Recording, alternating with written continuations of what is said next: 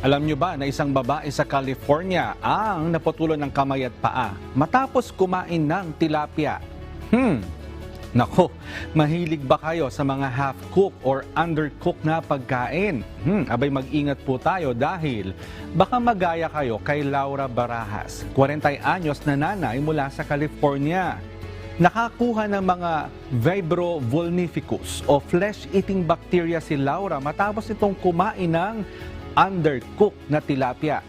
Ilang buwan ring nasa ospital si Laura. Nakoma ito, nangitim ang mga daliri sa kamay at paa, pati yung kanyang labi. Upang maisalbang kanyang buhay, nagdesisyon ng mga doktor na putulin na ang kamay at paa niya. Ayon sa mga eksperto, ang naturang bakterya ay makukuha po sa mga hilaw at undercooked na mga pagkain. Gaya na lamang po ng salmonella, ang maliit na amount nito sapat na upang mag-cause ng food poisoning. Maging ang tinatawag na botulinum toxin na makikita po sa surface ng mga prutas, gulay at seafoods ay sapat na mag-cause po ng paralysis at pagkamatay.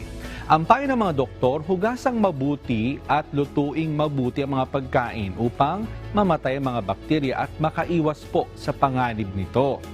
Kaya nako, ingat-ingat po dun sa mga mahilig kumain ng hilaw o yung undercooked. Sana may natutuhan kayo at laging tatandaan, mapalad ang tao na nakakasumpong ng karunungan at ang tao na nagtatamo ng kaunawaan.